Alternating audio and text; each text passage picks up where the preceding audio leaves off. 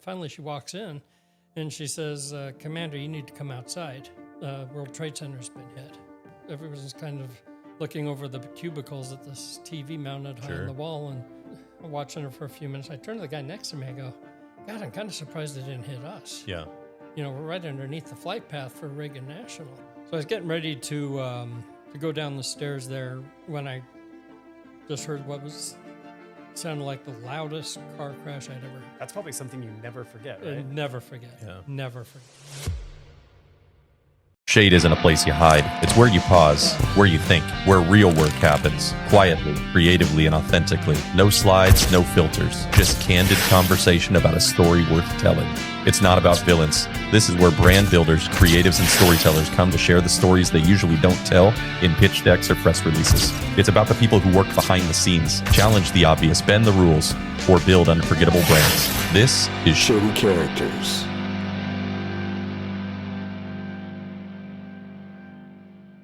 To just start and say welcome to the show. Today we've got Howard Hart. Howard Hart is a retired Naval Intelligence Officer who earned the rank of captain. He's also the city council member representing my 5th district here in San Juan Capistrano. And so I've gotten the opportunity to know him a bit. I think Tim and I both have through kind of that professional role, but we're really honored to have you on our show today to learn a little bit more about the man, the myth, the legend, Howard Hart. I've never been called a myth at all, but certainly not a legend, but it's great to be here. Thanks, Evan. Yeah. We need like a clap or a cheer track.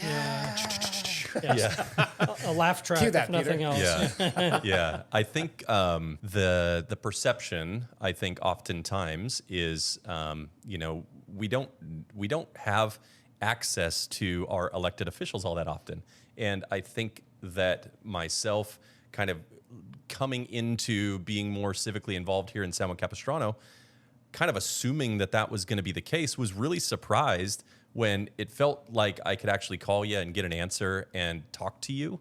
And I didn't really know that was, I didn't expect that. And I was very appreciative of your accessibility and your openness to kind of talk about things here in San Juan and getting to know you. And I think Tim shared a similar experience. I'll let him share, but getting to know you a bit more, it's been pretty interesting to kind of dig down a little bit into what has kind of formed you and learn a little bit more about you. And I'm hoping that we can share some of that on the show today. Well, when you showed up at my house at 2 a.m, I really didn't have much choice. But Did he at least have his shirt on? Well,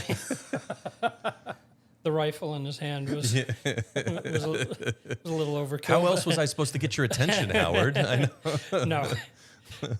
Quite honestly, a part of what I learned in the Navy as far as leadership was communication. Yeah. And I've always felt that if I'm not doing that with my neighbors, then I'm only doing part of my job. And so I've tried to make it an emphasis, both whether it's social media, or just answering questions, answering email, whatever. Yeah. And so, it's been kind of rewarding. In fact, I've gotten some great ideas, whether it's putting a crosswalk somewhere or just I think we changed the one of the turn lanes there on Del Obispo because somebody thought to reach out with a great idea, and I ran it by our city manager, and sure enough, you answer people's emails or their Facebook posts, and you come up with great ideas. The new ecology center plot down at the corner of That little farm stand, the farm stand. That's based on somebody's comment to me on Facebook. It blows my mind. So I'm also on the Facebook group, and it blows my mind that people can throw shade at even something like that. You're not building a house. You're building a farm. And people still, there you go, developing on undeveloped land again. It's like the fact that there's an issue with that is crazy to me. Well, I try to keep it in perspective. There will be some people who are not going to be happy with anything I do, whether when I wake up in the morning, they're going to be disappointed. I mean, that's the bottom line. And that took a little bit of getting used to when I ran for office. There are just some people who will not like me for being me. I don't know if it's even necessarily you. I think it's just the position that you're in. Yeah, or whatever. Yeah. Well, some of it extended before that, but that's okay. But you're right. Some of it's the position that I'm in. And some of it's just people want to find something to complain about. They won't come to a meeting, to a council meeting. They won't become a commissioner like Evan here. I'm with the commissioner and the captain right now. This is pretty cool. But what they will do is they'll get on Facebook and complain after the fact when the decision's been made. And So the public perception here is, Howard Hart represents the 5th district here in San Juan Capistrano. As a council member, he's also served a term as mayor. I'm hopeful that he'll have the opportunity to do that again in his tenure. And just so people kind of understand, here in San Juan Capistrano, we have 5 districts. Those districts each elect a representative that has to live in their district to represent them. Those five council members become kind of a collaborative group that get the opportunity to make decisions about changes and things here in San Juan Capistrano. Right? Is that accurate? yeah, usually it's my wife that comes over. Yeah, that's pretty much it. And quite honestly, that was one of the biggest shocks to me. Yeah. When I became a council member was, wow, I came up with an idea and it got implemented. Yeah. And I It think, actually worked, yeah. And where it really struck me was probably the one thing I'm most proud of was my first council action item was the human trafficking ordinance. Yeah, the massage parlors. massage yeah, parlors. I remember that. Mm-hmm. Yeah. And, that was just a couple years ago. That was, coming up on, it was 5 years ago. Mm-hmm. Over 5 years ago. Was that was 4 years ago. before COVID? 4 years ago, It was yeah. during COVID, right? Yeah, it was my first year on the council. And gosh, I guess 4 years ago. How many of those locations were in San Juan? Was there a lot of them? There were 4. Okay. There were 4. And they were in business parks. One of them was just a couple blocks from where we're sitting now in Camino Capistrano. Right next to Ricardo's. Was there one up by the Starbucks and Tannins in that shopping center there? Yes, right above there. Yep, that's what I thought. And then there was one next to the Vons, Okay. behind, kind of near where the Indian restaurant is. What do you consider human trafficking in that sense? Like what? So human trafficking, if I can remember. Because people immediately that don't understand probably think you're taking girls and kids and shipping them out to different countries. Right, and that's Or really the human other, or smuggling. the other way around, yeah. Yeah, human trafficking is more or less it's basically the use of force or fraud for sex or for labor, or any children for sex, anybody under the 18 for sex. Gotcha. And so in this case, most of the women were from overseas, mostly Asian, and they'd bring them over here. They'd take their passports or whatever, and they were mostly Asian gangs that were running them. And they would say, "Go to work." That is crazy. That's so close to home. Like I know you live in this community every day. You shop at the grocery store. You don't realize that nefarious things like that could be happening right under your nose, essentially, right? And it's still happening in Orange County. It's Yeah. something, frankly, that our other communities nearby need to address. Yeah. We can make the difference here in San Juan Capistrano, but this is a multi-billion-dollar industry. Yeah. And probably the second largest industry of human trafficking is these illicit massage parlors.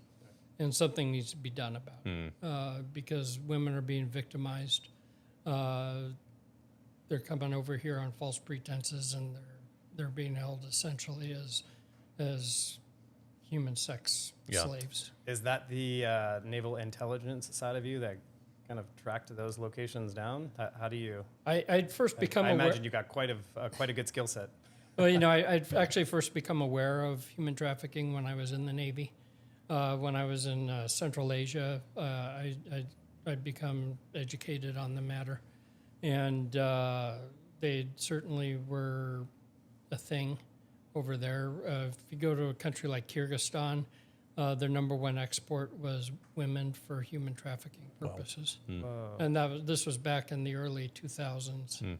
It's just an ugly, ugly thing. And it's families selling their daughters to make ends meet, that type of thing. It's just the amount of victimhood that exists in the Trail of Tears is just not nice. I lived in the Middle East in Bahrain, and you see the Russian girls over there as prostitutes, and they're not there because they want to be there. They're there because somebody sold them over there. I feel like we've taken a dark turn, and I'm going to have Evan get us back on track. I apologize for that. I apologize. That's my fault. No, he's passionate about this. Yeah. Was there a light bulb moment for you once you came back here as a civilian that made you want to get involved in city politics? And if so, was it this?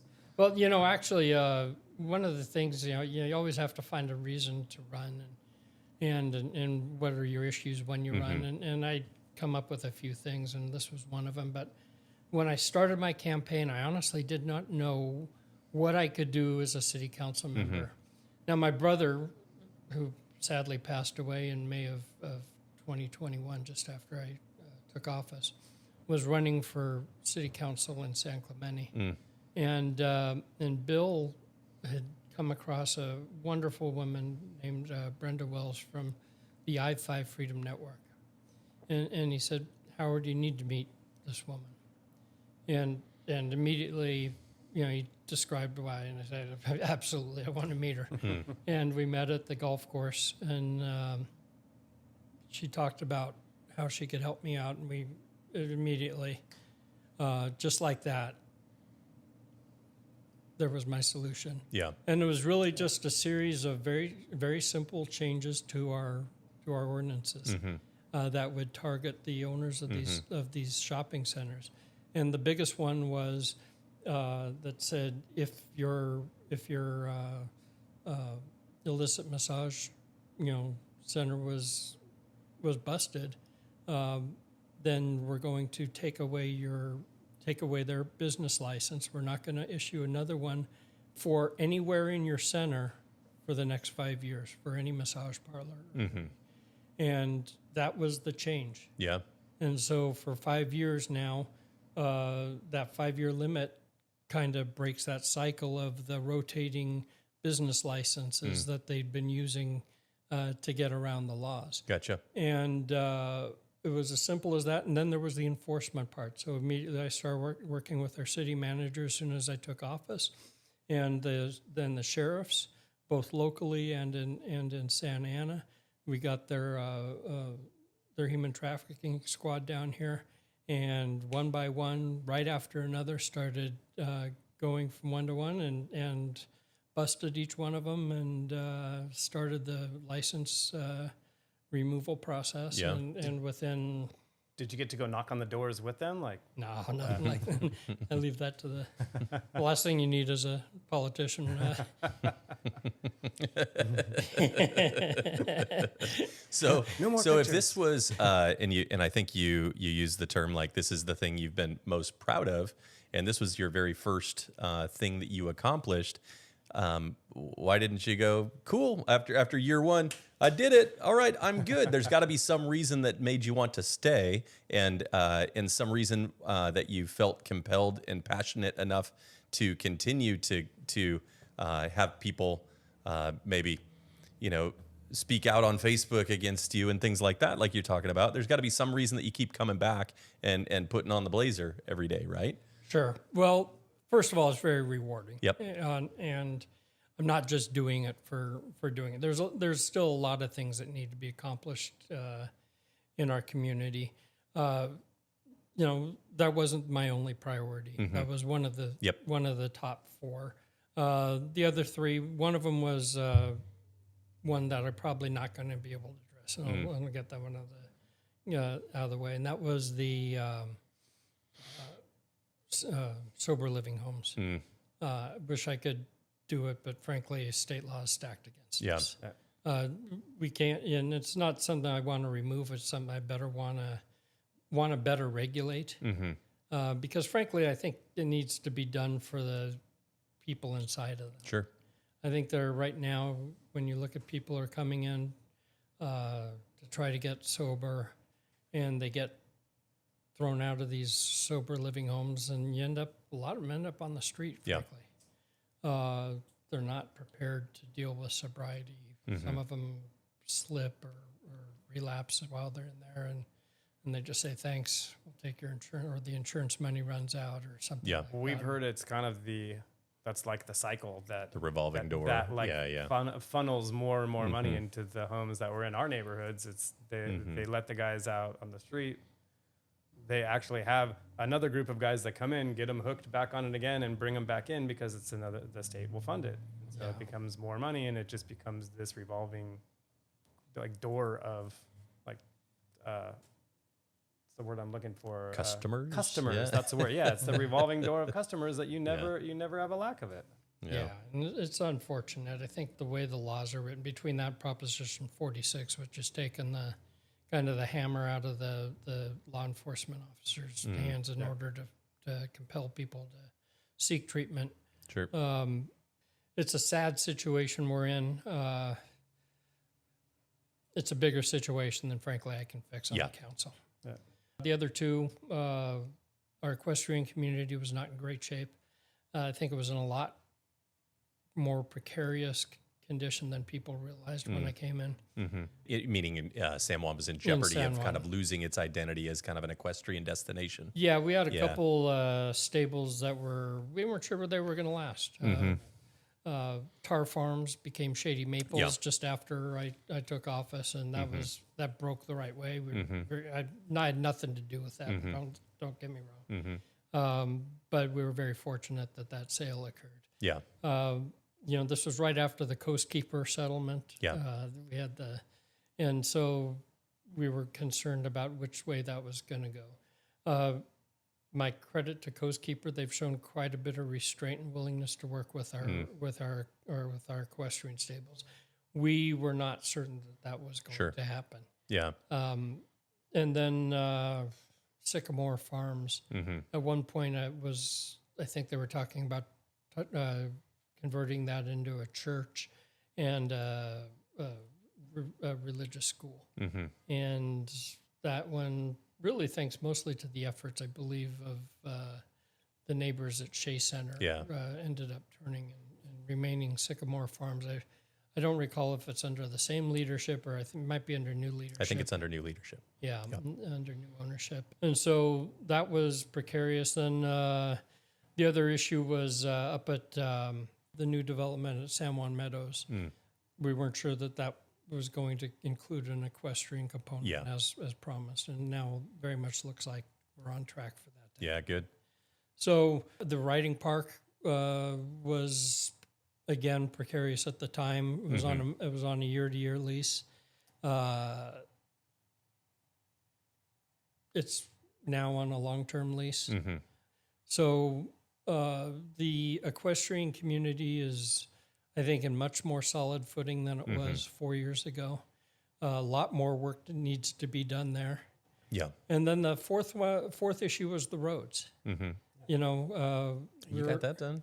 Yeah, we've done incredible My neighborhood work. has nice new roads. Yeah, I like it. that was the one that I really didn't think we were going to be able to get done. Yeah, that's a big undertake. Are you responsible for those big, ugly, yellow, bumpy mats at every corner on the I am sidewalks? personally responsible for those.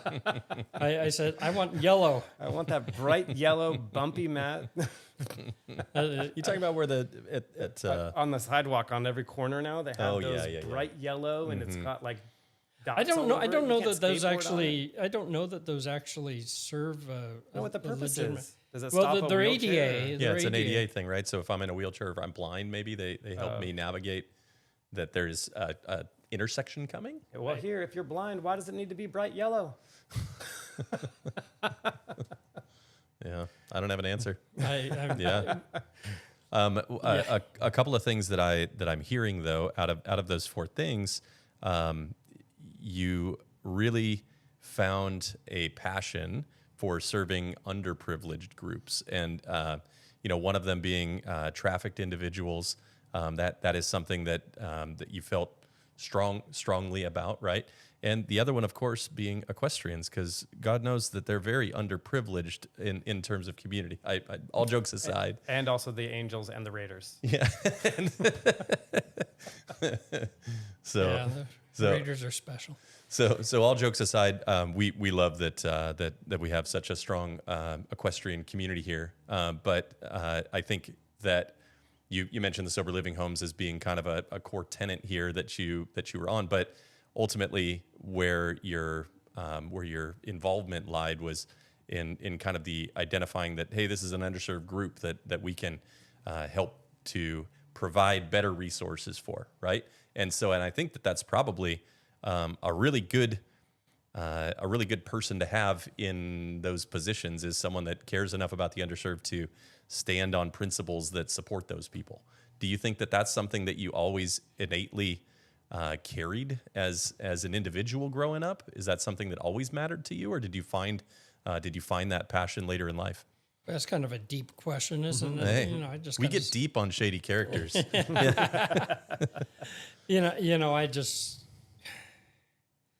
I wouldn't try to classify it as that. I've honestly just tried to kind of go through life and tried to be of service. Yep. And whether that's locally through Rotary or through my career in the Navy, and that's kind of what I've stumbled along. Yeah.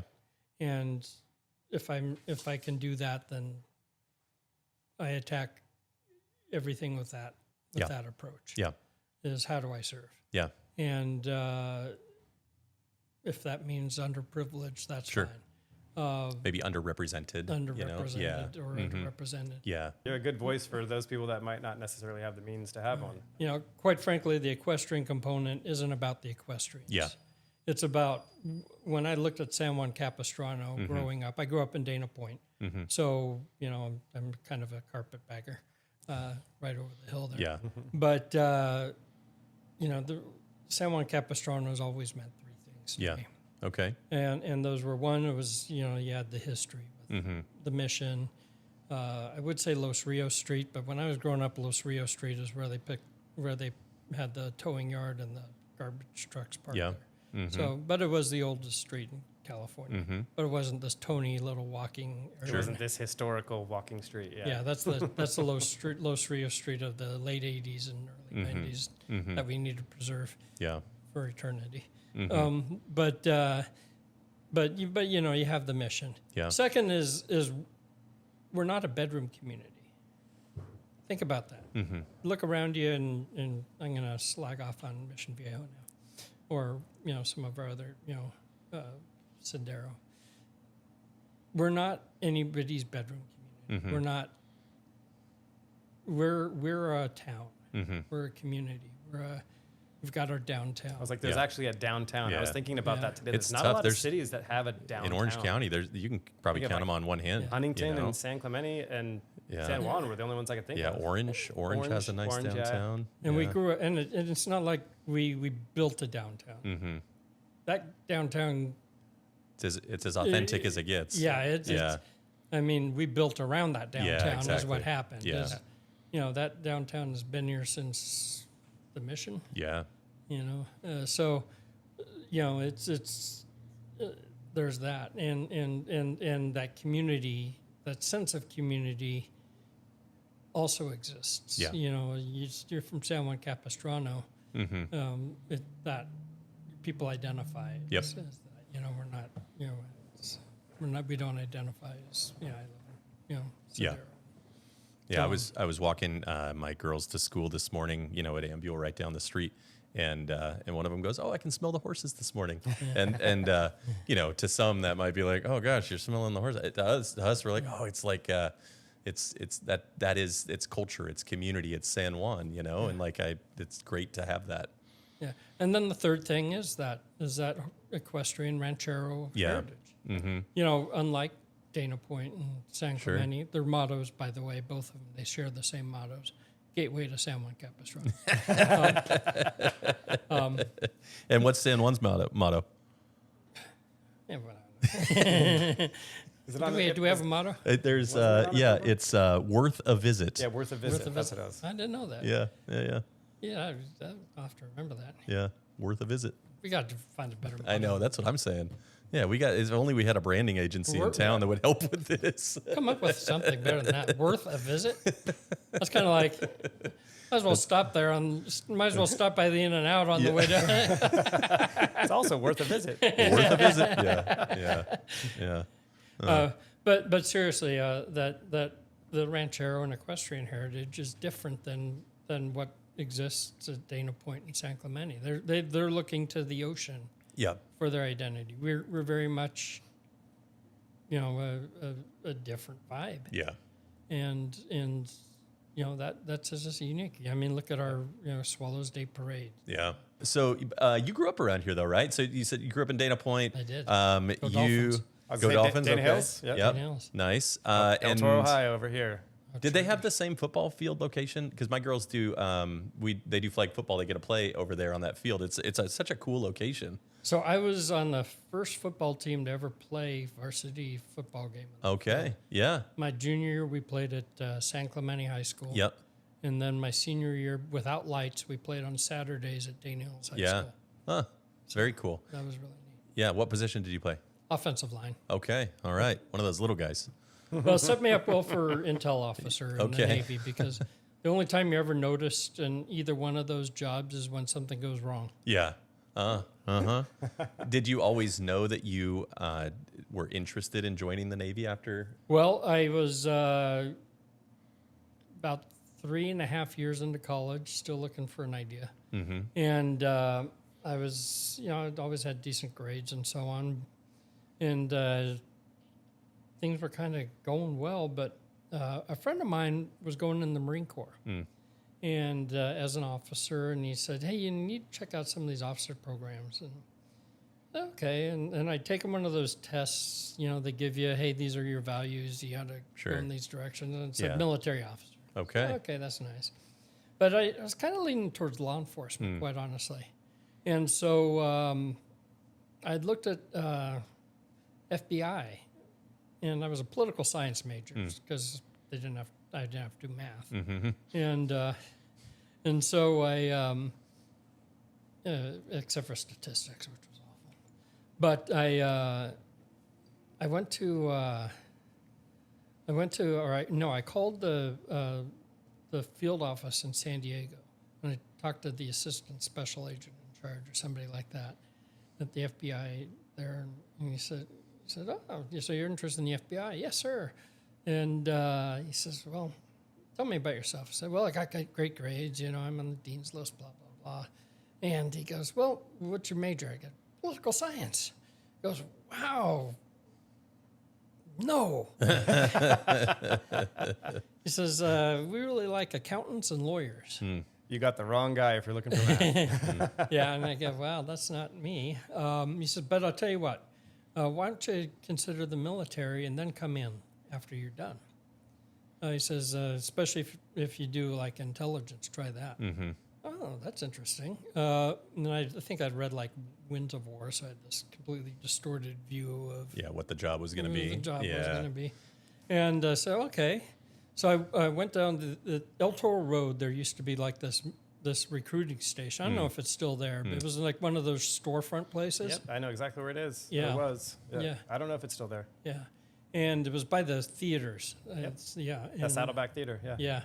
And so you walk in there, and like there was the Army on the left, and then there was the Air Force on the right.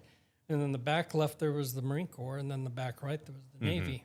And so I walk into the Marine Corps, and I start talking to the recruiter. And he keeps, he said, wow, you look like a perfect Marine, blah, blah, blah. We'll get you, I'll get you into boot camp, and we'll get you, shipped off. And well, I'm really interested in officer program.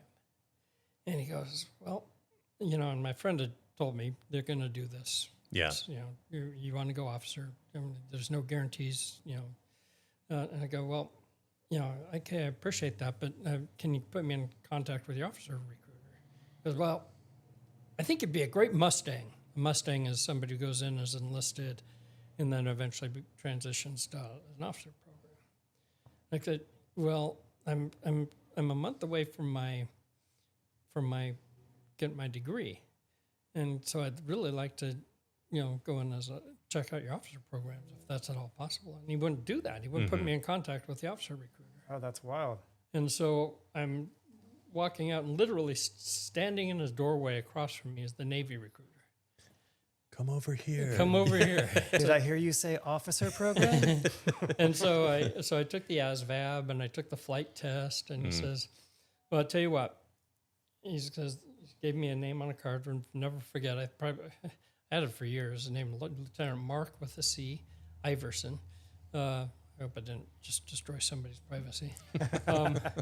Is going to give you a call in a month after you graduate.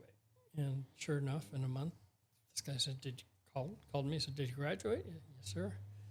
All right, send me your transcripts. And he says, and then come on up and bring your transcripts and fill out an application. Did that. And he was up in L.A. at the MEP station down in kind of by L.A. Coliseum, wherever that is. And so I did that and took a physical or whatever. And he says, well, you can apply for intelligence, but it's hard to get into. So choose a second one. So I chose Surface Navy. And said, okay, well, I'll get back to you. About 6 or 8 weeks passed by, and heard back from him and said, you got accepted into intelligence. You can either start, next week in Pensacola or in 4 months in Newport, Rhode Island. So I'll take 4 months in Newport, Rhode Island, and sure enough. So I joined the Navy thinking I was going to go FBI. Since you're going into the officer program, you get to avoid boot camp altogether? It was actually probably 10 times worse. 10 times worse. So it was a month longer. That's what shapes you into taking orders and giving orders, right? Yeah, I mean, look, 90% of the people make it through. It's not impossible. It's not like buds. Otherwise, it's not we'd like have SEAL no school. military. Yeah. It's it's really difficult for a couple weeks when they're screaming at you and you're not sleeping and you're. But after that, it's about memorizing a lot of stuff, not getting enough sleep, and then pumping. We called it pumping and dumping. Filling your head with information, then forgetting it after this test was over. And then it was an interesting experience, and went to Naval Intelligence training down in Virginia Beach, and then spent I think I pretty much by the time I was done with Officer Candidate School, I knew that's what I wanted to do for the rest of my life. I kind of forgot about the FBI and said, I think this is the direction I want to go. Was that because you found so much interest in the content, or it came like a second fiddle? It was interesting, and it was easy for you to assimilate into that environment. Part of it was I found meaning in it. Yeah. I found that when you're in the Navy, you're a small part of something big rather than a big part of something small. Mm-hmm. And that's pretty cool. Yeah. And also the people you're serving with are really neat. Yeah. I think that's underappreciated, is the relationships you build. Yeah. In the military is. What types of things did you end up monitoring? And what are your thoughts on Big Brother? Are they really always watching? You got to have a whole different perspective on privacy. So those are two very separate questions. My career was very vast. 30 years as an intelligence officer. You're changing jobs every 3 years. And so... Do the math, that's 10 different jobs. Yeah, I had 11, I think, over my career. Yeah. I'm also not very good with math. Yeah. Yeah, but but it was just, 2 or 3 or whatever. Yeah. But it was... so there was times where I'd be tracking Soviet submarines. There was times where I'd be tracking terrorists. There was, just very different skill set. There was times when I was tracking illicit chemicals going to make methamphetamines from China to Central America. So in this job, changing jobs 11 times in 30 years, are you also moving around locations and everything too? So you're kind of uprooting family and relocating and all that is part of that? Oh, yeah. Yeah. Or sometimes uprooting without my family and leaving them in a certain area while I go out and uproot. For instance, Yeah.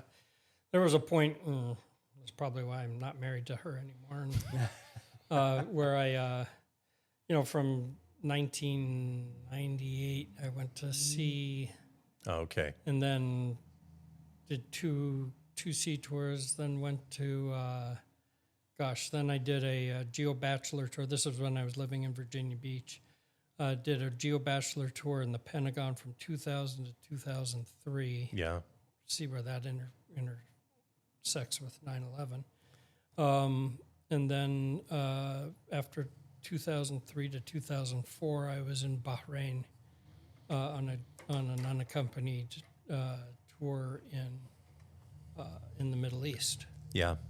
So I was away from my family for 6 years. Yeah. You had to have seen some very, very private things. And do you have things that you know about? And I'm not going to ask you to tell me, but are there things that you know about that maybe in the back of your mind you feel like you should tell people, but you can't? No. And that you just have to take with you to the grave? No, that's the, here's the thing about when I was in that tour in the Pentagon from 2000 to 2003, I was cleared into every Navy special access program there was. Mm-hmm. Everyone. I was what they call a Navy super user. I was also cleared into most every Department of Defense operational SAP. That means any weapon system that was a special access program. And I did stuff that I still can't talk about. Yeah. And that was half of my job. Mm-hmm. And never appeared on a fitness report. And there's nothing that I would ever be ashamed to tell the American people, but the weapon systems and the operations were so sensitive that I would never betray the trust of the American people in order to divulge that information. Yeah. Because it would harm our nation so greatly if I did. Mm-hmm. We protect secrets for a specific reason. And it's usually to protect a weapon system, capabilities or vulnerabilities, or to protect intelligence sources and methods. Mm-hmm. And sometimes that means human intelligence spies or their families. Mm-hmm. For instance, there are people in Russia who would be killed if we were to divulge information Sure. about what their relatives did during the Cold War for us. And that's why you will see things that are still not released about certain things that happened during the Cold War. Yeah. I mean, there's even, I look at now with like the JFK files and all that trying to That's get everything kind of what out. I'm alluding at. Yeah. Mm-hmm. There's a reason why we don't talk about that stuff. And it's not because we're trying to keep secrets about JFK's assassination from the American people. It's because we're trying to protect lives of people who might have helped us overseas, who gave us information. Yeah. And that's hard to translate to the American people, Right. because people the easier way to go is to always look for that conspiracy. Yeah.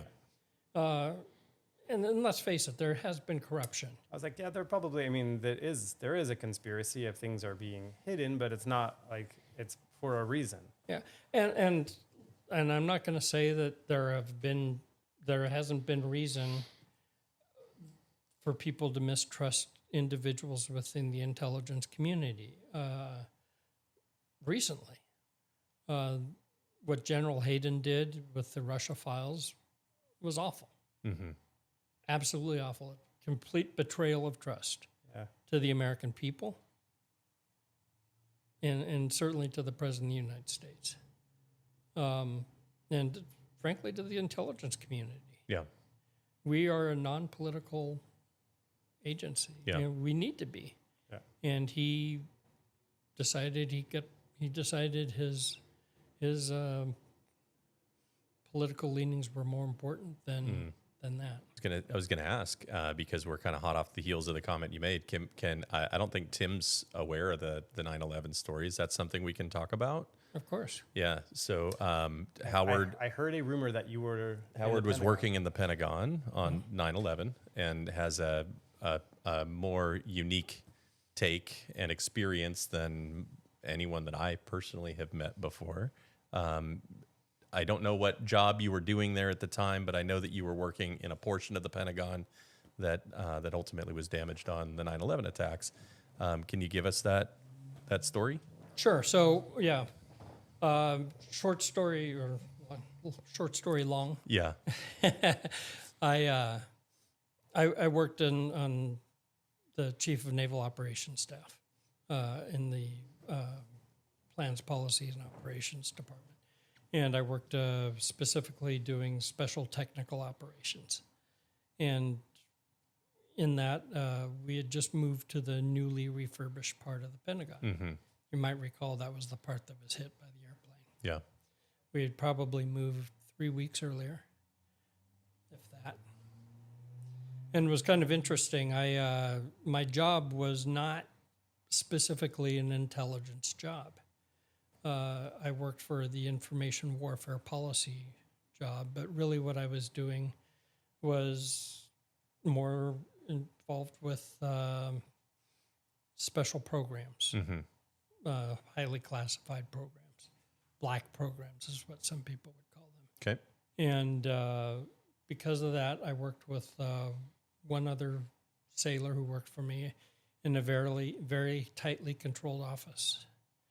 And we were cleared, for not much in there. We didn't even have a TV in there yet. We were working on getting a TV in our office, but we had to get it cleared for both NSA and DIA inspectors, and they hadn't gotten They're around not to letting doing. you stream YouTube TV in there? Well, you can't just poke a hole in our wall and put a wire in there and then having them feel comfortable about it. Apparently, I don't know.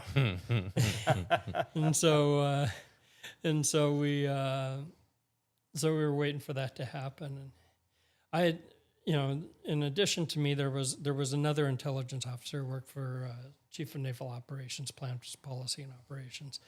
The 3-star admiral I worked for was Admiral Keating. So I'll just say who worked for Admiral Keating. Mm-hmm. And Admiral Keating was a great guy, Navy aviator, former head of Top Gun, former CEO of Top Gun, really neat guy.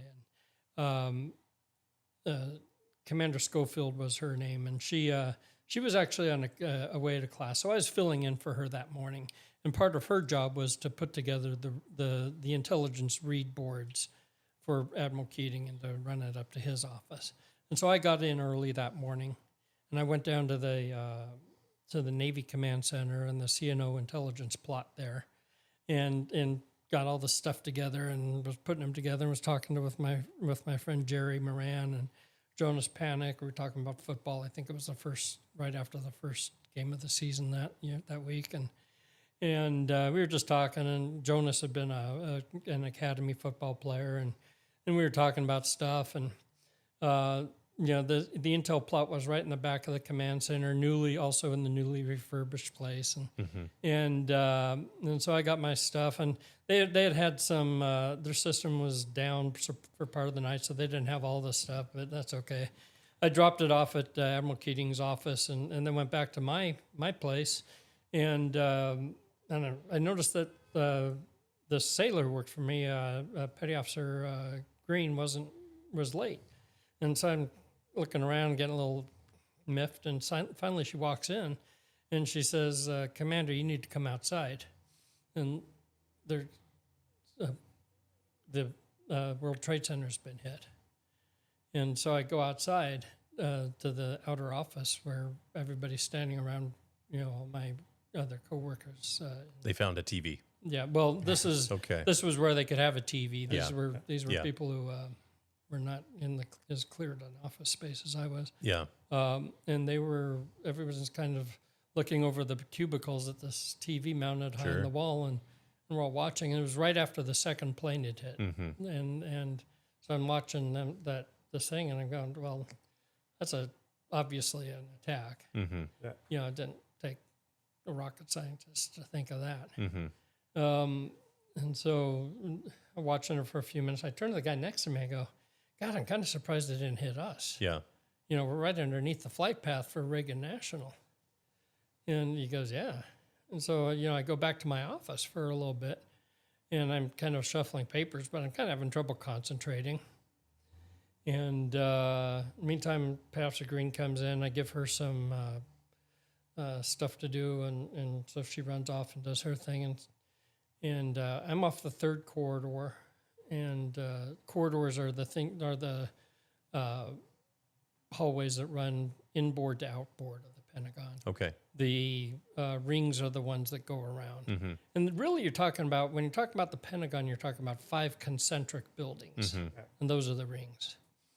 And so E ring is the outer ring, A ring is the inner ring.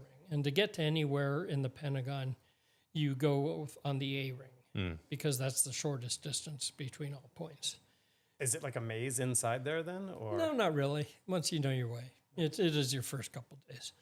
But the third corridor and the fourth corridor meet at the juncture of one of those corners of the Pentagon on the A ring, and then kind of spoke out on their various ways.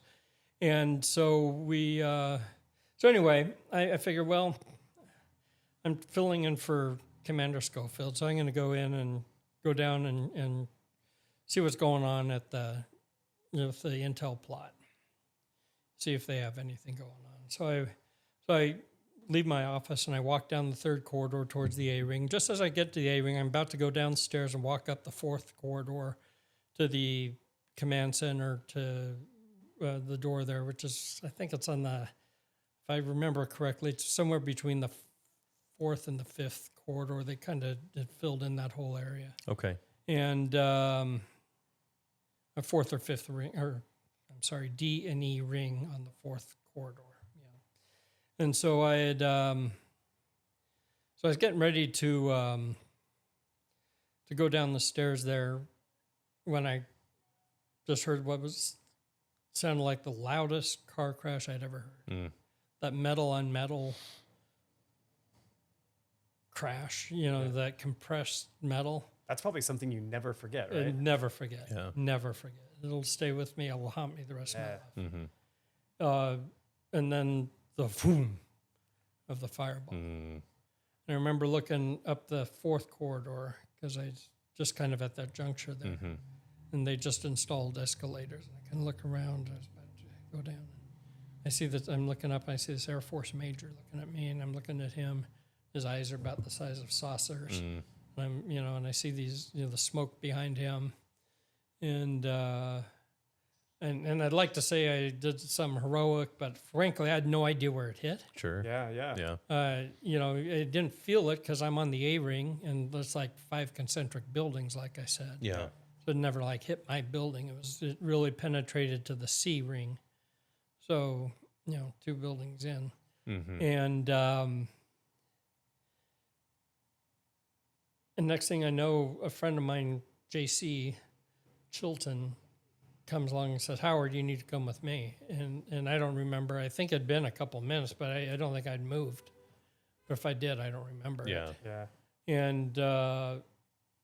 And so I just kind of walked out with him. And,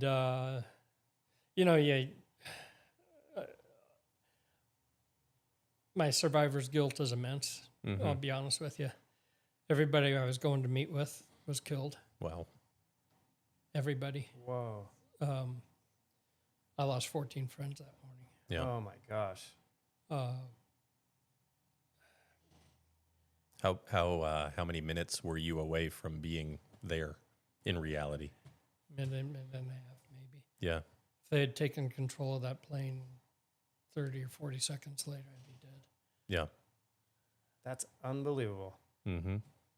Wow. Is it safe to assume that your job changed from that day forward? Drastically. Yeah. Well, first of all, there was, I mean, the rest of the day, we just getting hold of my wife. Yeah. I mean, it was nearly impossible because of all the cell lines and her not knowing whether I was alive. Yeah. Yeah. Yeah, absolutely. I want to talk a little bit about, obviously we went from peacetime Yeah. Navy to wartime footing overnight. Mm-hmm. Yeah. The next night I was filling in the crisis action watch on the joint staff for the Navy's representative. Completely out of my skill set, but we had lost about a third of our department in plans, policies, and operations, and they needed somebody to do it. Same time we were rebuilding, my office got destroyed not by the fire but by the sprinklers. So everything was, I got in there the next morning long enough to lock up my safe because I didn't have to have it locked at the time, so I locked everything up and got it secured in time so I could do that. And remember, I was escorted by an FBI officer the next morning. That's the first time I saw the casualty list and realized just how many friends I had lost. Mm-hmm. Do you know how many people lost their lives that day? And In the Pentagon? In the Pentagon, yeah. I think it was 130 something, but more people in the plane. Yeah. Do you know? Like, I mean, on the intelligence side, was this whole operation completely off the grid? Like, we had no idea, or this is a great point. And, I feel like I have the right guy for that question. Yeah. And this kind of points to something that happened again on October 7th of this year. Yeah. Is how is it that intelligence communities can miss something like this?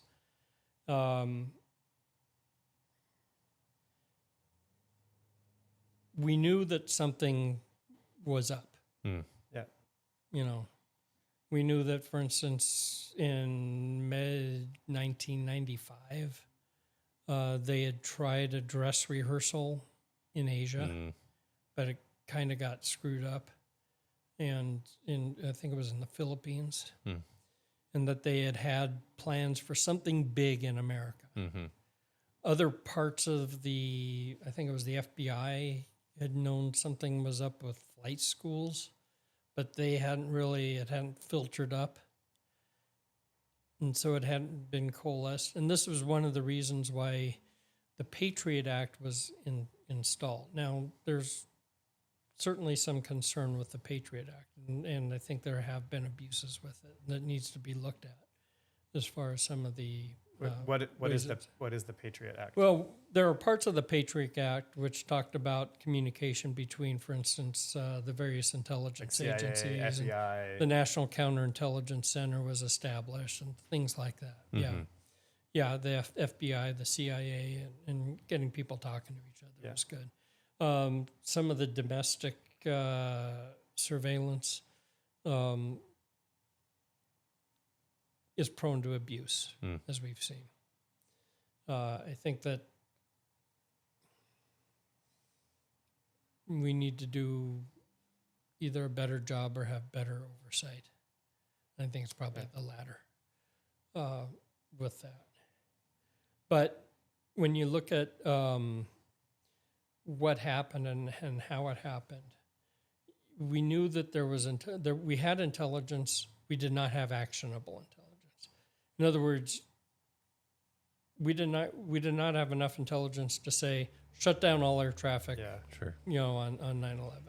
Yeah, because that's really what you're talking about. It wasn't unknown that something was being plotted. You just didn't know when, where, how.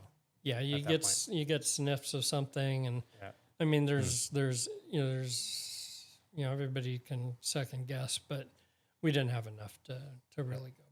And I imagine the amount of communication that happens daily, it's an insane amount of data to process to be able to pull the usable information out of that stuff. That's got to be quite a machine that does that. Well, and you know, I think even if we probably had all the information that was available or that, you know, we had collected, Yeah. I'm not sure that I could have made that call. Yeah. Does it bother you when you see those conspiracy theorists that are saying that it was like a government, like that the government did it to ourselves? Not as much as it used to. I'll be honest with you. I think it dishonors the memory of my friends. 100%. Yeah, absolutely. But what can I do about it? You know. Yeah. You know, it's. I can tell my story. Whether people, you know, there are probably people who will listen to this and think, well, he's part of the conspiracy. Oh, okay. I can't. You're control never it. going to change that person's mind. Yeah. Yeah. So. Absolutely. Yeah. You gotta have some thick skin. Did you always have thick skin? I mean, some of the things that the jobs you've picked, the roles you've chosen post Naval Intelligence career, they all require you to have thick skin, right? I was going to say just from the Facebook posts alone, but damn. Yeah. Now my opinion changed even more. Yeah.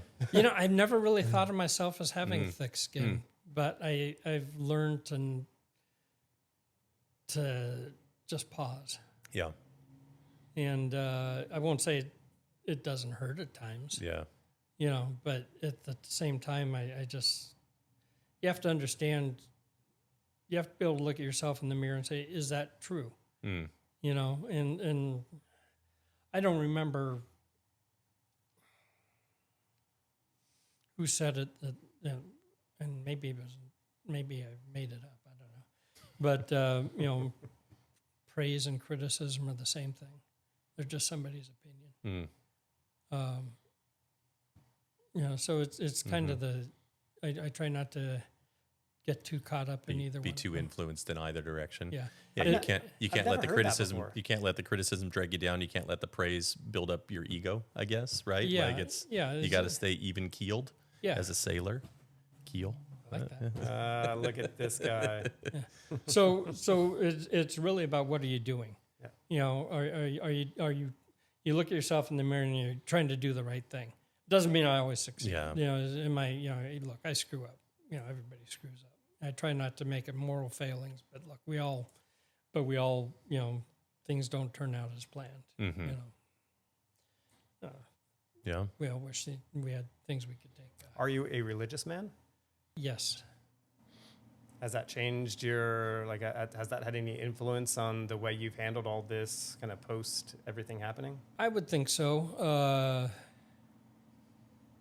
The last 2 years have been difficult. I think the biggest change in my life probably, honestly, was when I discovered Stoicism. And that's really not a religion, although I am religious. But the philosophy of Stoicism has made a huge change in my life. And that is essentially it revolves around we can control our actions. We can't control the events around us.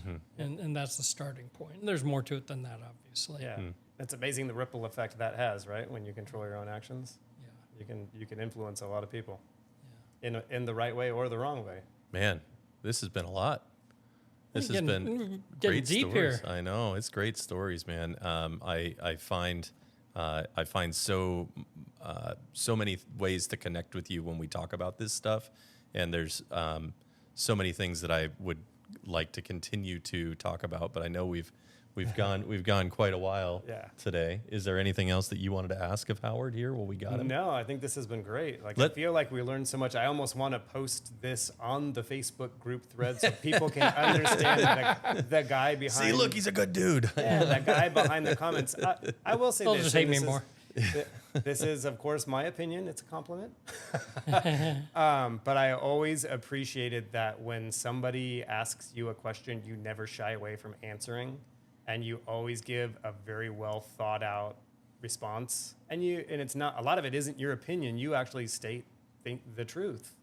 So I think it's kind of refreshing in the position that you have that's a response that people can expect to get. Can I give you an insight, some inside baseball here? That's usually my third or fourth response that I type. The first couple, you need to go. You need to go and revolve. Be more stoic here. Let's yeah. First one involves profanity. Yeah, let's apply stoicism to this. We haven't talked about AI in this episode at all, but it's kind of funny because sometimes we have to give responses, and it's like, this is what I want to say. So we'll actually type into ChatGPT exactly how we feel, and then we say, please clean this up and make it sound nice. Make me not an asshole. I do that too. I do that too. And surprisingly, it does it. That's great. So to end on a forward-thinking note, what are the things that you are most looking forward to working on here in the rest of this term, and what's getting you excited right now? Well, right now, I think the biggest battle, and really one of the reasons I'm still on the council, is fighting this battery energy storage system. Yeah. I have lost a lot of respect for Saddleback Church because of that, by the way. This goes back to the thing where I think we all wish we could take back some of our decisions. Yeah. And I try not to be too hard on people who I think wish they could take back their decisions. Go in reverse, Yeah. But you've had some major wins here lately, right? So this is just for education, general audience education. This is the best facility. It's the battery energy storage system that they're intending to, or had been intending to locate kind of just at the north end of San Juan Capistrano, in an area that by and large is probably not the safest or the best location for such a facility for a variety of reasons. Howard's been kind of part of a group that's leading a charge here to try to stay ahead of this and hopefully prevent it from going into that location. Is that a good synopsis? Yeah, and really it's the whole council. I'm just a part of it. Yep. And But this is something the council is unified on. This is This is a bipartisan. Like, we can all agree this is not the best place and use of that space. That's right. Let's all come together. Yep. Yeah, and quite honestly, the geology speaks for itself. Yeah. The fact that it's on a subterranean landslide, it's adjacent to an eroding creek bed, next to a railroad crossing, accessible only via an at-grade rail crossing. I mean, it's just next to a major north-south. It sounds like a catastrophe waiting to happen. Nothing could go wrong here. Nothing could go wrong. I feel like the mayor from Jaws. Everybody's having a great time. Get in that water and cool off. But we're when we fought this, we asked ourselves, can we win this? Yeah. Because we're not a council that gets involved in lawsuits that we don't think we can win. Yeah. We're into fights that we don't think we can win. And that was the first thing that I'm very proud of, and I really shouldn't talk too much about what goes on in executive session. Well, I will divulge this, as that was one of the questions we asked. Yeah. Was, do we think we have a reasonable prospect for success? Yeah. And I think we all agreed that it was worth a fight. Mm-hmm. And as time has gone on, we're more convinced than ever that we think we can prevail. Yeah. And we think we will prevail. Yeah. And so it's things are certainly appear to me moving in the right direction, but the decision ultimately is not ours. Yeah. The state of California took that out of our hands. Again, not something I can control, so I don't worry about it. Mm-hmm. That is what that's a decision that was made elsewhere. Yeah. And so we were working with the cards that were dealt with us and controlling those things that we can.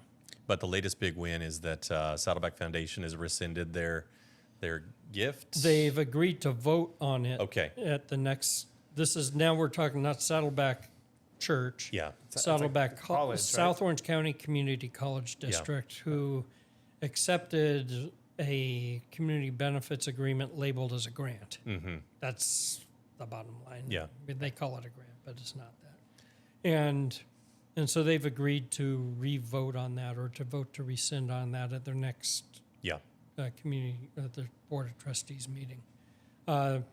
they were not served well by their administration. And Yeah. so Does it become a hot potato then? Is there? I mean, they're going to be looking for. They're going to be holding their hand out with this $750,000 check, waiting for someone to say, "We'll take it." Right? Is that what happens next? If Saddleback Foundation says, "Nope, we don't want it," NG now has. They still have to fulfill that portion of their permit. They're going to be offering the check around until someone says yes, and then we fight them. What happens? The expiration date is Okay. passed on. Okay. All right. So if they say we don't want it, then it automatically defaults in. Well, then it becomes a decision point for the CEC, I see. whether they want to enforce their own rules. I see. Gotcha. Big stuff. Yeah. Big stuff. Yeah. Yeah. Is there anything else that you wanted to talk about while we had you here, and would be beneficial to chat about? Well, I look forward to working with you, of course, on my next project, which Let's do is it. the watch room, and Yep. and we'll look forward to working together on that and making it work. Talking about many of the same things we talked about today, but in greater depth. Yeah. Is it literally a room full of watches? Yes. That's the whole thing. Just a room full of Rolexes. Yep. Or is it a secret bunker where you guys are monitoring everything that happens in San Juan Capistrano? And farther afield. Yeah. We're going to do it from the We're actually underground spying. tunnel between the Egan House and El Adobe that I've never seen. You've never seen my secret lair. We spy on Dana Point in San Clemente. We're going to liberate Dana Point for the Yeah. ethnic Capistranoans. Awesome. Well, Howard, hey, thank you so much for giving us your time this afternoon. Thank you, as always, for giving your service to the town, and thank you so much for being a friend. So, And thank you for your service yep, Oh, thank you. to the country. Thank you. Quite honestly, it was a privilege, but thank you. appreciate it. Well, we'll see you soon. Howard, who's your baseball team? Oh, man, I'm an Angels fan. Oh yeah. All right. Okay. So I'm a Raiders fan and an Angels fan. I knew the Raiders. So Yeah. there's no reprieve for me. So he'd be really good at sports betting because all he does is pick winners. Yeah, for the other guys. Just I- constantly bet. I do not opposites. bet. I do not bet. I'm going to the Raiders. I'm going to Vegas this weekend, and I will not lay a dime down because Wow. I'm Yeah. just going to ask you your picks, and I'll pick the other side. most people just call me Howard. All right. We Well, don't that's- have to address you as sir or captain. If you're standing attention when this begins, it's best. We all stand up. I know. Then we drop Hand into over the frame. heart to a Yeah. salute. Yeah. Yeah, tried to do it in sync. Yeah. Don't Yes. injure yourselves. Fix your gig line.